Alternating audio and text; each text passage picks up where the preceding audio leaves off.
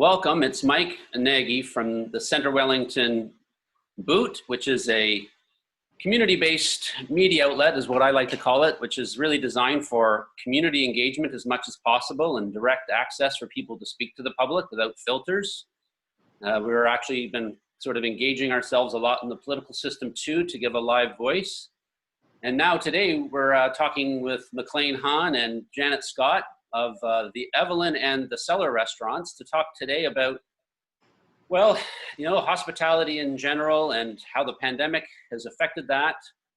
It's been tough I'm also, I will declare not a conflict of an interest, but an actual focused interest. I'm also in the trade as a supplier of eco seafood into artisanal restaurants like the two we're talking to today.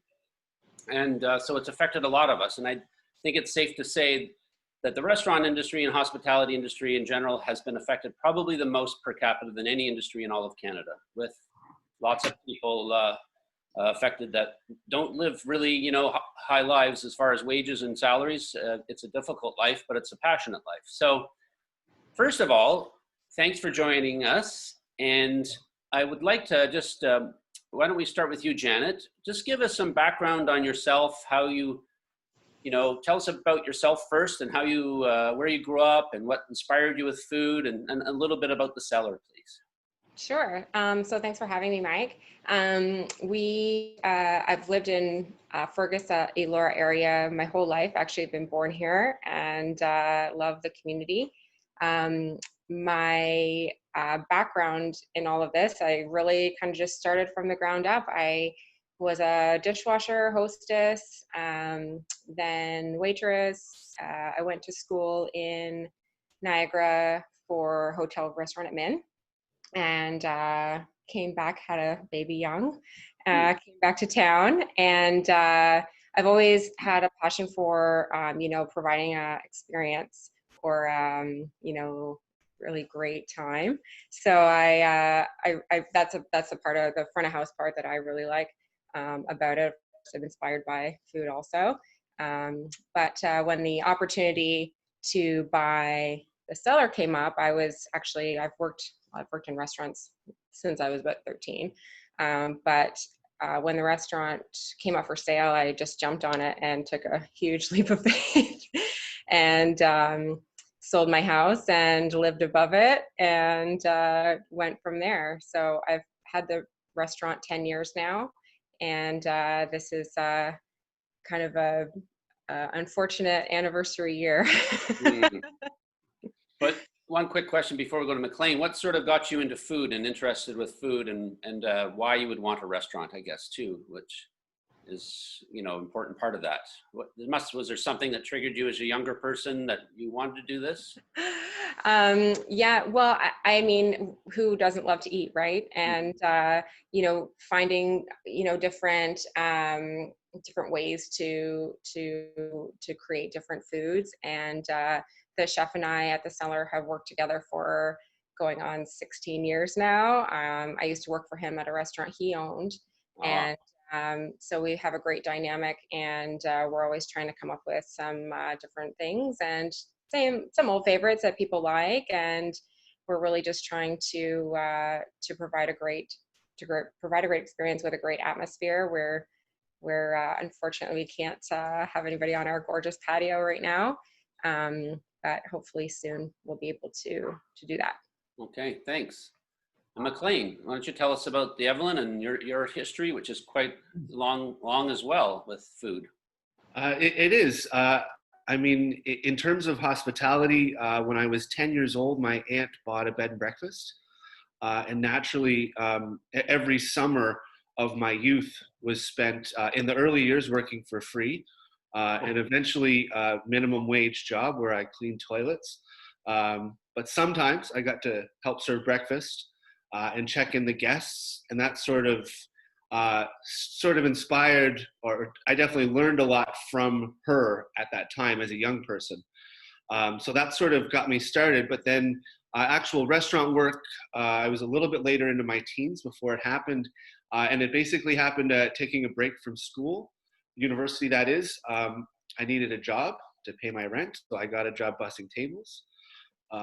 And that over the course of the next couple of years sort of progressed, and I started seeing, food that I had never seen before or eaten before, and chefs with passion. And if I'm honest, at that age, tips. When you're 19 years old and you see the senior waiter pulling down $250 a night, and you're making $20 a night in tips, it inspires you to learn. That was kind of, the food thing came independent, I think, as part of the learning process. I think a lot of it, though, just sort of came out of wanting to get to their level. And then kind of the years went on, I moved to St. John's, Newfoundland, where I worked in a high-end restaurant there. Unfortunately, they're no longer with us, but I learned the most about service and food at that point. And then ultimately moved to Toronto, and I was working in high-end restaurants there, some of them French.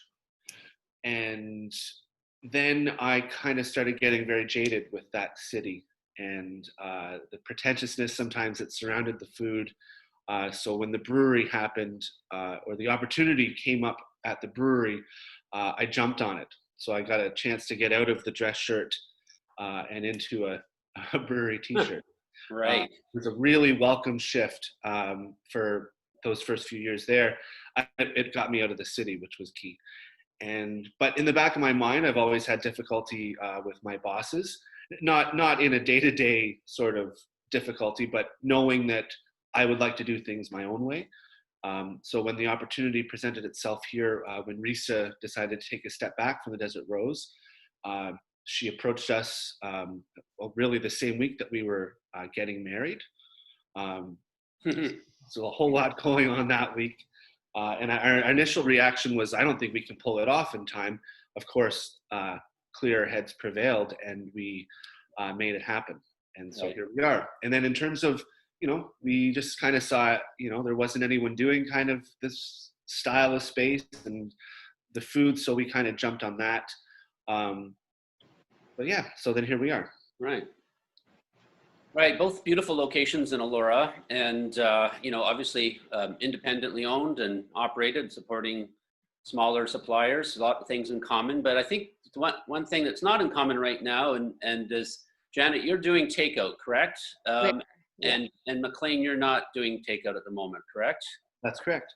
So just for the audience, everyone probably remembers, but it was around March 15th when the big hammer came down, and everyone in the trade was more or less sent home. Suppliers, everything locked up overnight.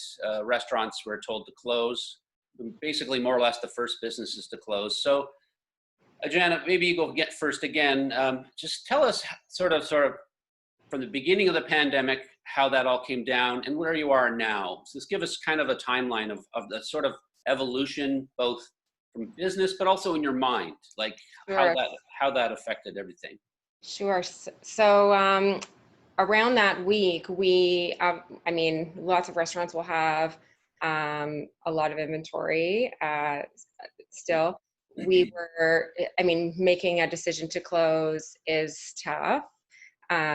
We did close. We did a week of takeout after that 15th. And we ran out of food, basically. So we either had to do, a $2,000 order without knowing what was going to happen the next week, or the decision was to close. So we didn't know if we were going into lockdown or if everything was going to be completely kaput. So we did decide to close, as well as a few other restaurants in town. I think the Evelyn, the pub, everywhere kind of decided that week that they were going to, call it quits. And I'm glad we did. Everybody is financially troubled right now. And I think that would have added a lot of stress on us financially if we had to then, donate or get rid of all this food that we would have had to order. So we closed for 6 weeks, and we were keeping busy and trying to do stuff at home. And I spent some time with the family, but you really go back to your baby, and we just had to, we really wanted to open back up and do the takeout again. So we opened back up May 6th, and takeout's been going really well. We've had a great had great communal support. And we're happy to open now. I mean, there's no liquor sales. So, and I mean, the revenues for May are quite different with takeout as they would be if we were open normally. But you are allowed to sell alcohol under the new rules if you wanted with the takeout. And we do. It's just there's not a lot of demand for it. People can go to the liquor store and buy whatever they like. And I think going out to have that experience of a drink is kind of part of the whole thing. You know, you can have a beer in your backyard and. Right, exactly. So it would be a bit of duplication. Pardon? It might be good if the LCBO or other is closed and you don't have anything at Right. home. But yeah, it's a tough one. So we haven't been charging, you know, prices that we would normally in like a dine-in setting, just to kind of encourage those sales as well. We're selling draft beer in a liter, calling it a COVID kicker, just kind of making it fun.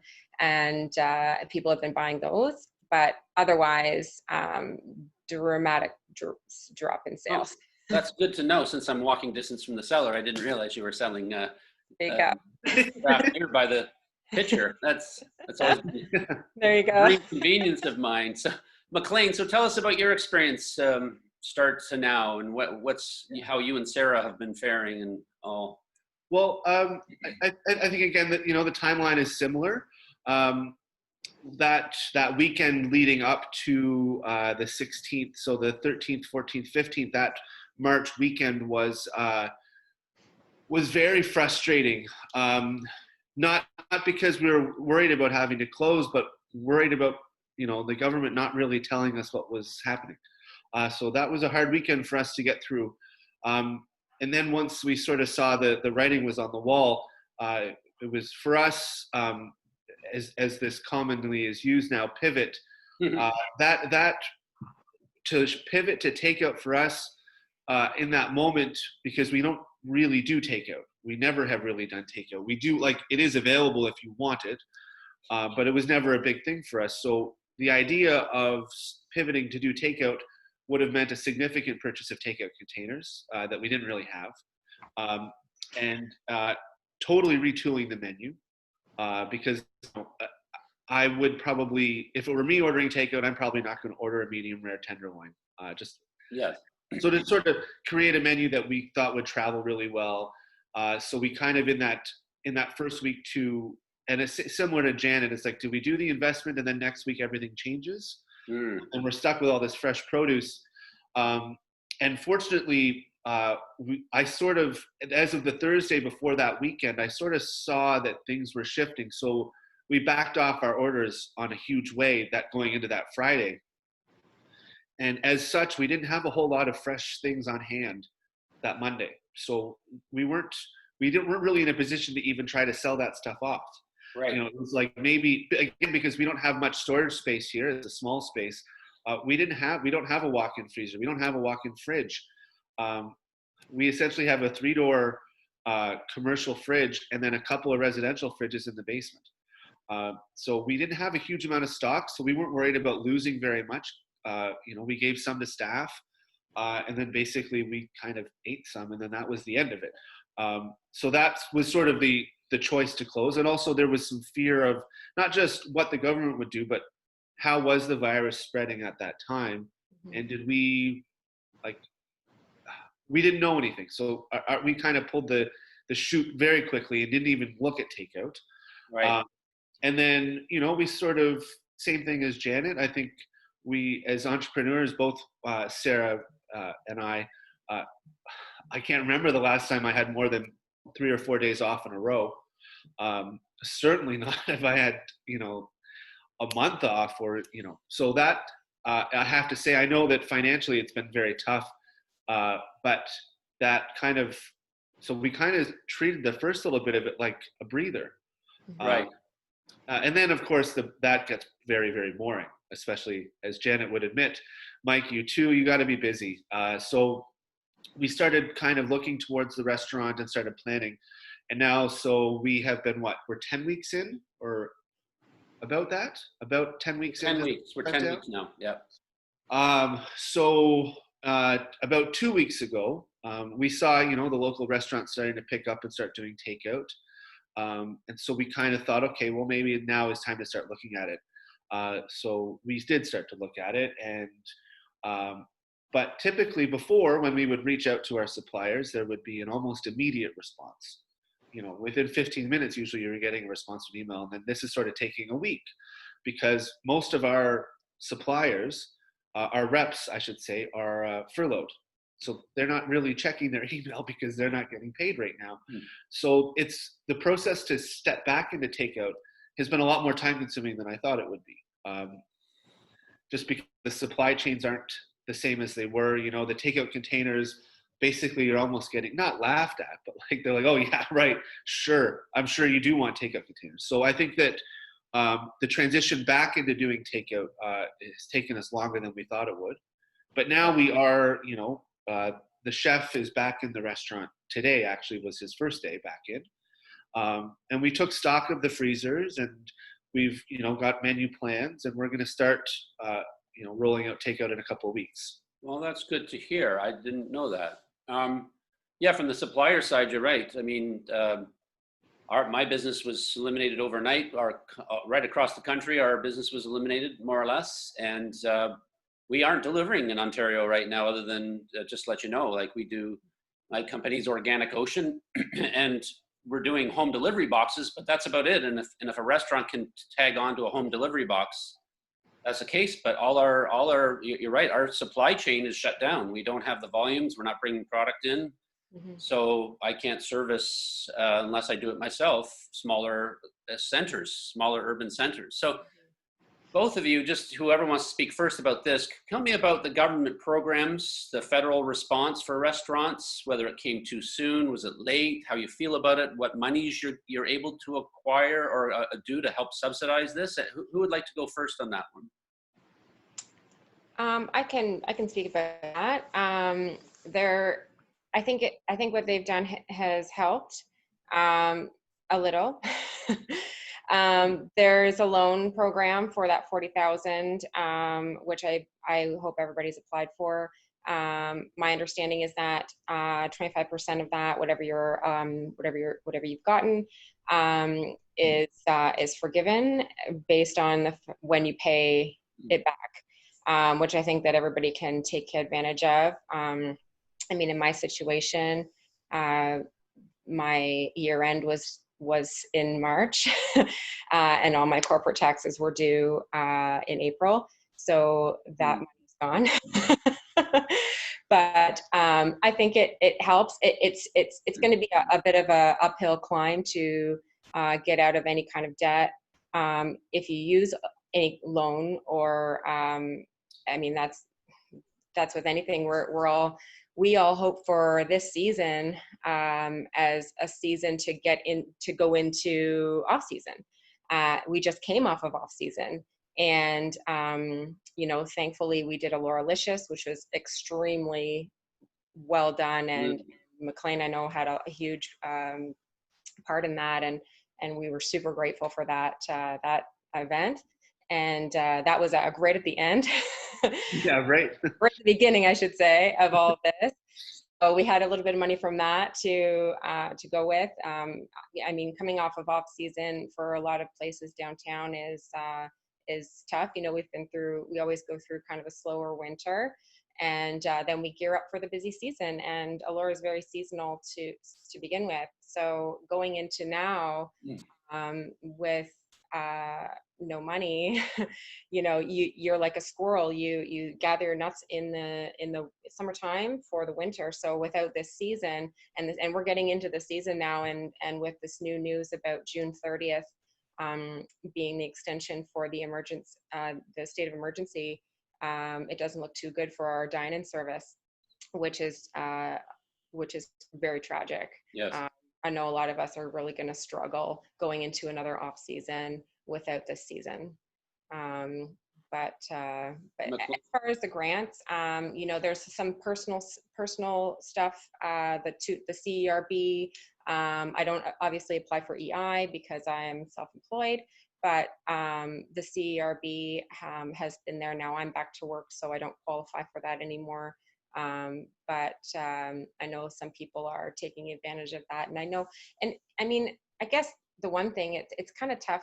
I'll talk about is, you know, I know some restaurants who are now opening have some of their staff that are on minimum wage, dishwashers and things, accepting the CERB, and some qualify for that. And if they're on that, it's kind of tough getting them back to work, because it's kind of hard to compete with that kind of money that they're getting, because it's more than minimum wage, full-time minimum wage. Right. So, you know, some of these kids are quite happy to sit at home and not come back to work. Yeah, that's been a big issue. For sure, the subsidy has kept some people at home, because it's, in some cases, if you're very low wage earner, it can be more than what you are making. But MacLean, so Janet did a great summary of sort of the programs that are out there. What have you been able to take advantage of, and starting up into takeout? What's the goal for that? Well, I think the same thing, like the CERB, like I've never collected employment insurance in my entire life. And I've been in the service industry since I was a teenager. So it's never even been a possibility. In my mind, if I lost a job, I just found another job. So it was very welcome to finally qualify for something in terms of assistance, to give us that, you know, that break of, you know, at least there's going to be food on the table and a roof over our heads, you know, which is very fortunate. I think that was, I think that the government response in the CERB was brilliant, and especially for service industry people that have typically never been able to take advantage of a program like that. That's been great.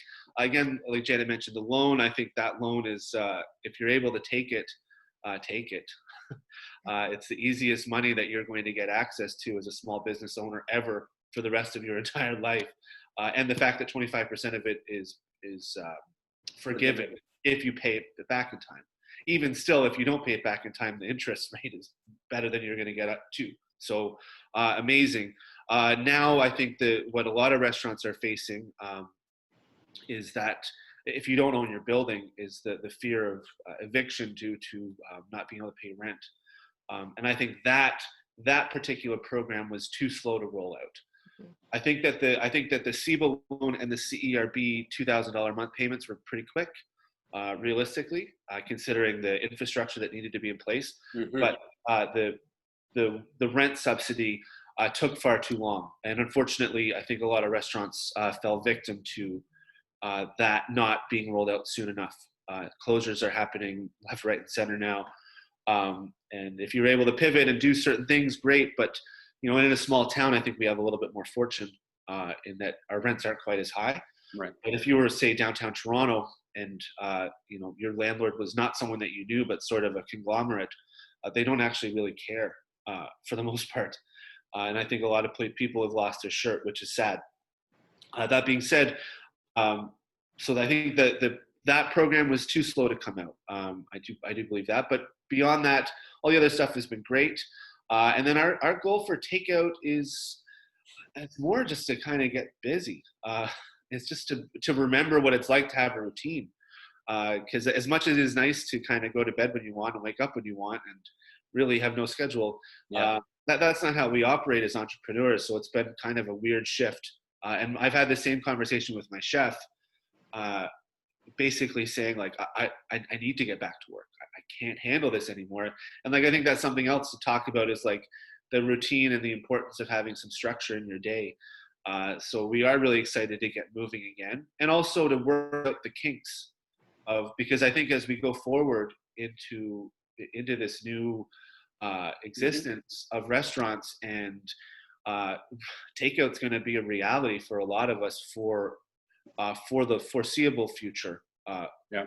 Probably long term, you know, because people, as much as things are slowly coming back around in terms of the businesses are, you know, maybe we can start getting people in our dining room in the summer sometime. There's going to be a lot of people that aren't going to be comfortable with that. Well, let's talk about that for a second, because this is a really big thing about, you know, the future of the industry. My son, who is co-founder of Transparent Kitchen, which does it's more or less a interactive menu system, but now they're doing a lot of research they've been interviewing a lot of people lot of chefs around the country about where they're at and what the prospects are. And some of the estimates are up to 30%, if not more, of restaurants may not open again. And that would be primarily independents. Mm-hmm. Just want to get people's like your true thoughts on, you know, we know that it looks like if and when dining rooms are allowed to open, this 50% capacity thing, you know, in my opinion, it's kind of almost making you lose money, right? I mean, if that's all it can be, okay, you can be open now, you're not qualifying for this, but, you know, from what I hear from, you know, restaurateurs, and I also want to say restaurateurs, and it's funny, MacLean, I like what your chef was saying, I really want to get back, I got to start doing, because restaurants are a kind of food creative artists. That's the way I like to, you know, look at independent, right? It's a creative process. So that creation's not there in the mind too, right? So, but MacLean, maybe you just go first on, or whoever wants to pick this one up, on the 50% capacity, what you really need for a dining room to make money. Otherwise, it's better to be closed. Well, I mean, that's the tough, that's I think going to be the question that we all have to face is, I mean, and that's why I think takeout is going to be crucial, because 50% of your capacity with no other revenue and no subsidies in place is not sustainable for almost any restaurant, unless you have like a huge amount of square feet. And, you know, in some restaurants are blessed with huge square footage, so they can space things out and probably still do okay. But I think that for most of us, at being independents, we don't have that kind of space. So 50% capacity, assuming there's no subsidies, will be impossible, I think. But, you know, maybe, you know, with, I know that in town, they pushed quickly to close the roads down for traffic, allowing restaurants to potentially occupy the sidewalks when we can have dine-in guests. So you can free up a little bit more space, which is great, especially if the AGCO follows suit with permissions to allow for drinking on the sidewalks that aren't necessarily licensed or inspected spaces. Right. So that's going to be crucial. How many seats do you have, MacLean and Janet? How many seats in your restaurant? We have, I have 40 seats inside and a 20-seat licensed patio. Janet? We have a 30-seat dine-in space inside, and we have 45 seats outside on the patio.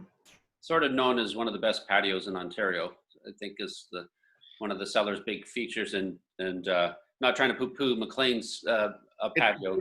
They're not the same patio. Not the same patios. So I know that Janet, you do a lot, like that patio business is a huge revenue source for you in the summer. So let's talk about that 50% and what you would really need sort of to open up as a dining space.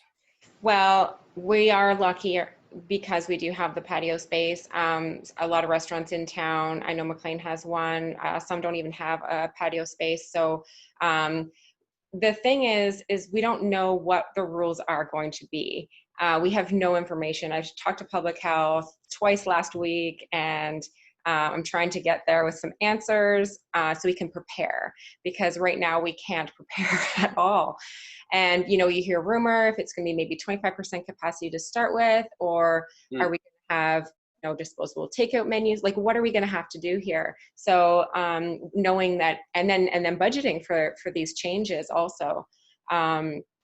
So I'm hoping for our capacity, we are able to kind of go outside the patio walls jurisdiction and come up the side of the building, maybe onto the front. We're not sure. That's what we're hoping. Now, my husband built this gorgeous table that seats about 12 people. We have people come in for groups or meetings or whatever outside to dine on that.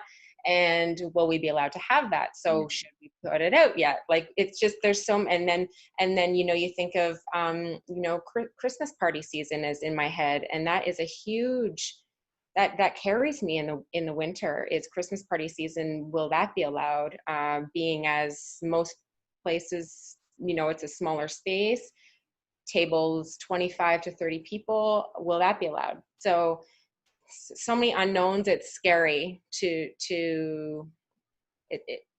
we don't know how to prepare. Right. So both of you have, what's your observations of the number of people you've been seeing on the street? Just even tourists walking around, even because they can grab a coffee now, right? And the little things. What are you seeing as far as traffic? Well, I mean, the vantage point that we have at the top of the hill, kind of looking down, is I've had a pretty clear picture of it. And with Sarah and Honeychurch, she gives her kind of perspective as well, kind of on a daily basis. And I would say that the Saturday, would it have been last Saturday, or 2 Saturdays ago? I'm sorry, I can't. Anyway, the Trinity Bellwoods incident, that Saturday. Oh, that was Saturdays ago, yes. So that particular Saturday, I watched all of the parking spaces downtown fill. The sidewalks were jammed. It was very, very busy. Wow. And then in the news that evening, you saw what happened at Trinity Bellwoods. And for those of you that aren't familiar with it, it was one of the big parts of Toronto overrun with people. And when we're supposed to be socially distancing, they weren't doing anything like that. And the sort of reaction that came out of that incident was everyone all of a sudden realized, oh, okay, wait, just because it's open doesn't mean we're supposed to be out there yet. So that first Saturday, I saw a huge influx of people, and I haven't seen that since. I think people sort of saw it and like, oh, wow, like we're free, we can go out. And then they saw that newscast and like, oh, wait, just because restrictions are being lifted doesn't mean that we can just go back to life as usual. So that's been my perspective so far. Mm-hmm. Janet, you're not allowed even to allow someone to eat the takeout on your patio, correct? Oh, that was one of my questions for public health the other week, to offer a takeout in a box with everything they need to eat it, and then go sit on the patio. There would be no service, no whatever. We would put a garbage bin out, and they can basically just here like a picnic table at a park. Yeah. And that's not allowed. So I got a hard no on that, and which is fine. I mean, I see both sides of it. At the beginning when all this happened, we were very concerned about our staff and our health, and now we're almost very worried about our businesses. Not to say that we're not worried about our health anymore, or the social distancing aspect. Well, complying is very important.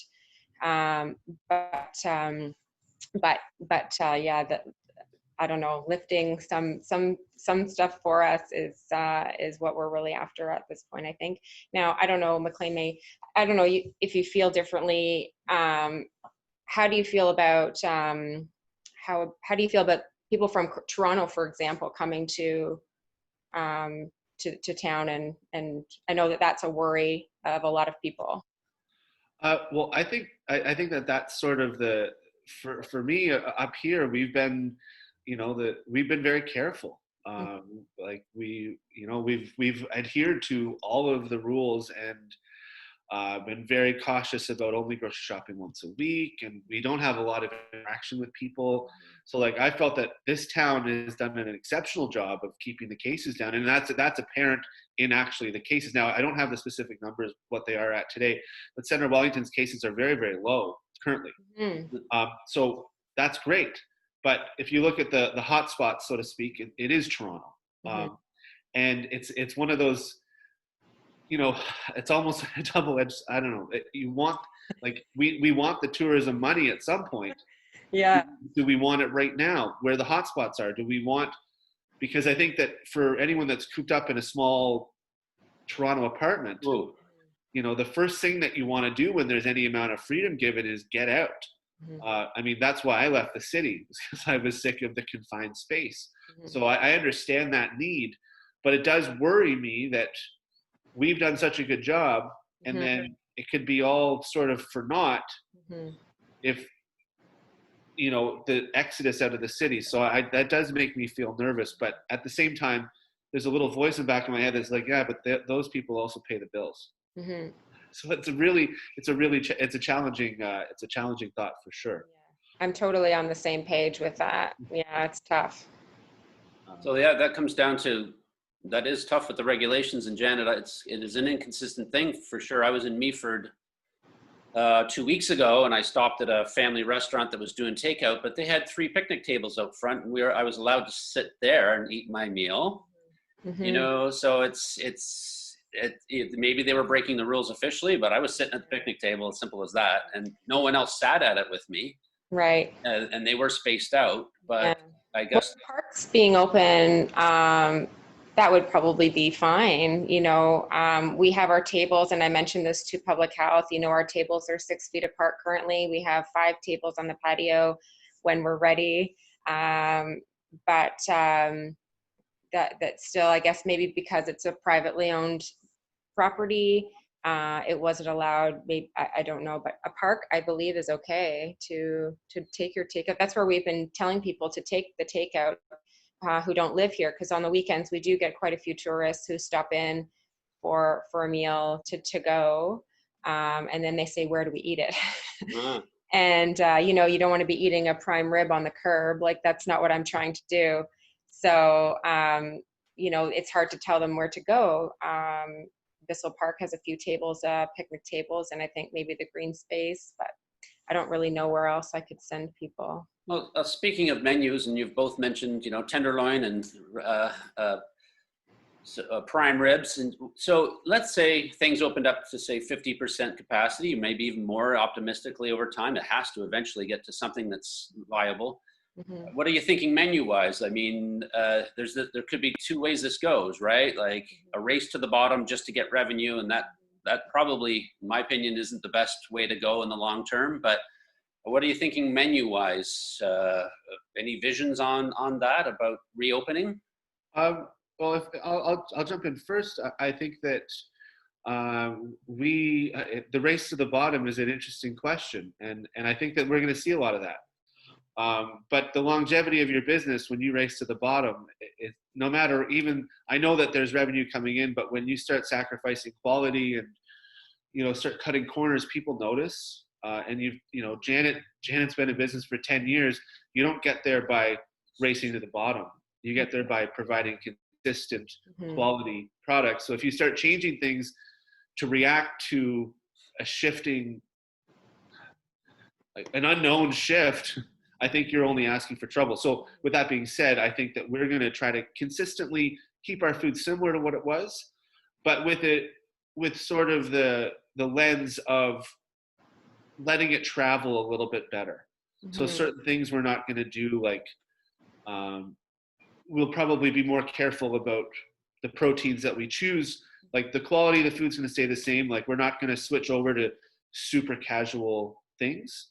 But at the same time, I think that there's an opportunity to sort of, you know, add some casual elements that we weren't necessarily doing before to allow for easier takeout. It's sort of a challenging question, but I think that mostly we want to try to keep offering a similar product to what we've been doing. Only because I don't want to, you know, now, mind you, it's only been a year, but that's been a hard-working year. And to give up that progress to please the masses, I don't feel like is the right. You know? My thoughts were exactly the same. When you asked that, I said, in my mind, I was thinking, you know, we're really not going to change anything. We have a lot of fan favorites on our menu that people come back for consistently. I like, we change our menu seasonally for, you know, what's in season. And we have daily specials. Normally, we don't do as much of that now because it's kind of hard to know how much we're going to sell. But on a normal dine-in day, we would have, you know, some features, something different. Every day we do something different, and then we have our regular menu. So I wouldn't change anything. But like MacLean said, the takeout, it is tough to get a rare steak to someone who lives in Fergus, and it's so rare. So we're definitely we're doing our best, and hopefully that we're trying to, like I said, keep it consistent. And so what I'm hearing is both of you want to keep your identity of the quality and the themes that you have, but you might have to do some minor tweaking and modification as things go. Is that a safe thing to say? I think so. I think my biggest challenge opening back up was, you know, a takeout container opens like this, and it's twice as big. And with the counter space that we have, it's really hard to plate more than 2 the same time, really. So it gets a bit frustrating because we, as MacLean, also, we don't have a lot of space either. Our kitchen is, 10 by 10. So, Yeah. so it's tough. Also too, with a mask, you're usually running around and running sometimes, and a mask is very hard to breathe in. If you want to try running with a mask on, that's basically what we're doing. So it's tough we're just getting used to it. It's a lot of new norm. The new normal is different, and all of it coming at us at the same time. It's just a lot to get used to. But we have this takeout nailed down now, and then when they open back up, hopefully and then doing both, it's going to be crazy. Yeah. And so they've done some studies, and there's a lot of us that don't have a lot of money because we're out of the industry, but those who are working full time, they're saying people have never had so much saving and so much cash in their life. Mm-hmm. So there seems to be this potential wave of money that could come out and dining out is obviously a very great pleasure for most people. So this is more of a philosophical question for both of you about, this is your opportunity to say where you think our restaurant and that whole industry you would like for Canadians to look at. Like, first of all, I think it's pretty clear that Canadians have now kind of appreciated the value of restaurants and food a little bit more. And the home cooking thing's getting a bit tiresome, of course. And if I see one more photo of sourdough bread, I'm going to hunt them down. But so just think about, I think, is this a wake-up call for Canadians to re-engage with food through their independent restaurants and, even chains that are even more locally focused? Well, I want to say yes. I want to say that this is the opportunity for people to start looking at independent restaurants for what they provide. And it's, it's tough to compete as a small business. You can't really compete on price because you can't purchase in large quantities. You can't hold down big sales or, cheap features very effectively. So when you're looking at, small restaurants, independent restaurants versus, say, the larger chains, it's hard to compete on price.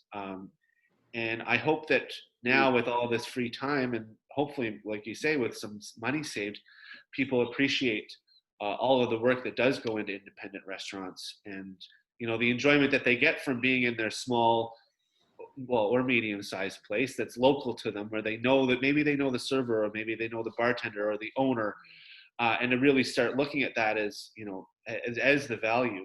And then I think something else that's important is just maybe what we're seeing with all the supply chain shifts is, potentially appreciating the fact that, food's probably going to be more expensive. And it probably should be more expensive. Mm-hmm. Because like when you look at, the margins that we operate on, it's sometimes only like, $1 or $2 or a little bit of potential profit, sorry.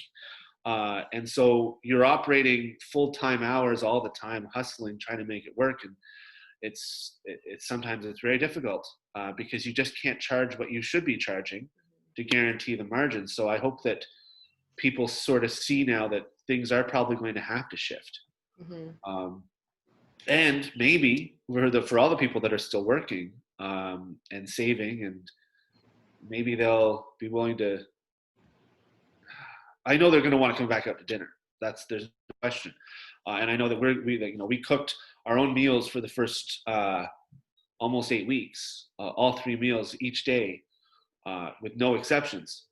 And as soon as an opportunity came to get takeout, we jumped on it because it's just, there's only so much. Anyway, so I hope that people understand that things should probably be a little bit more expensive, and that in order for us to sustain and survive, especially with less capacities, things are going to have to be a touch more expensive for us to get by. So hopefully that's the trend that we see, and everyone sort of supports that idea.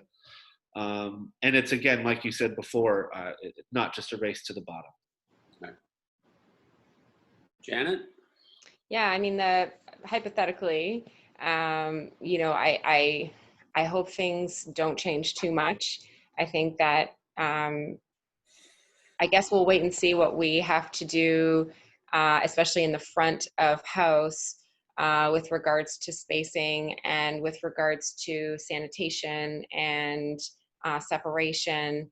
You know, I've heard lots of rumors of what we're going to need to do, and complying with that will definitely change the whole ambiance of an experience. I think, to an extent, especially in our smaller places, you know, where we don't have a lot of space to spread out. But everybody, I guess, you know, we're going to have to be at a safe distance for a while. And hopefully in the future, things will go back to normal where we can, I just want to hug somebody. Like, you know, I miss people, and I miss it. I just miss, you know, even when people come in the door, or, you know, when we're dropping off takeout and it's people who we've served to for years, and, you know, they point and they say right there, and we walk away, and it's just not the same. Right. And I understand, you know, where they're coming from, and they don't want us to be close to them, or, you know, that's fine to drop your food at the curb and we'll walk away and then you come and get it. It's great, and that's what we're offering. But to me, it's sad. It's really sad. Right. Yeah. Well, on that note of community, and I'm going to wrap up here fairly quickly here, but, you know, I'd like to say that, you know, the Elora Fergus area, each restaurant, the independents, it's you know, there's strength in numbers in supporting one another, correct? Absolutely. And just want to hear your last thoughts from both of you, and thanking you for coming on. And I selected you two to talk because I know both of you, and just was easy to arrange. It wasn't any prejudice against any of the operations, which we all support. But, you know, what are your thoughts about how this is the time for independents to stick together coming out of this, and what we can do for one another in those areas? Well, I mean, I think that that's sort of, and I actually think that we're ahead of the curve on that. Like Elora Licious was an example of all of the restaurants coming together in a really meaningful way to support each other, and, you know, to use some BIA marketing money, but that's what it's there for, and to sort of create a town-wide experience where I wasn't, you know, every time that someone's spending money on food, there's competition. That's just naturally how it is.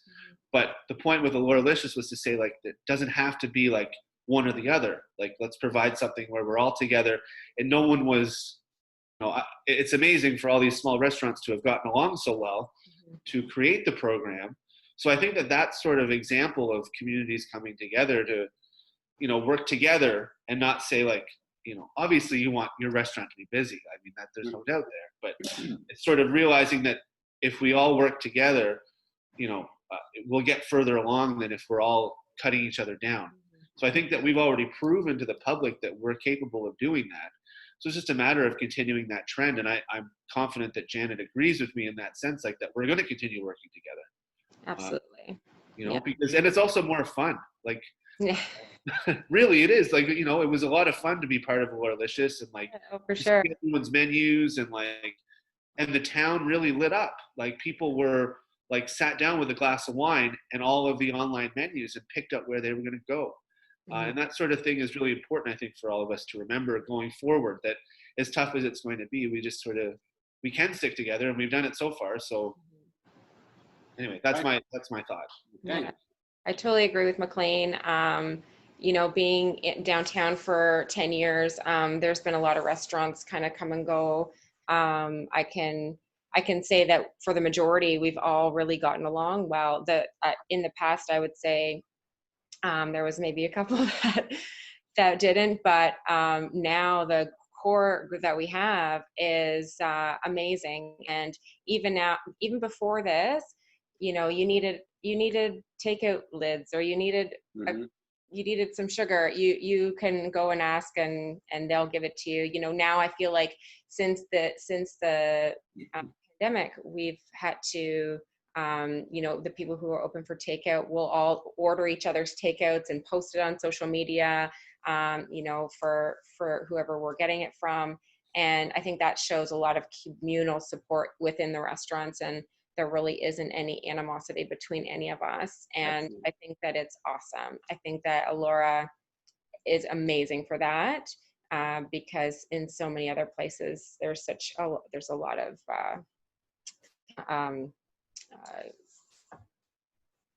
not getting along. Right. Yeah.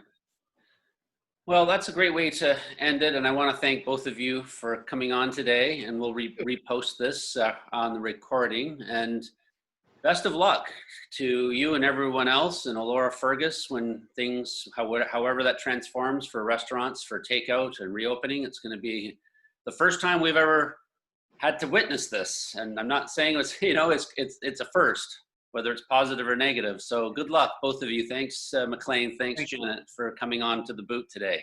Thank you so much for having us. Okay. Take care. Best of luck. Talk to you soon. Bye-bye. Bye.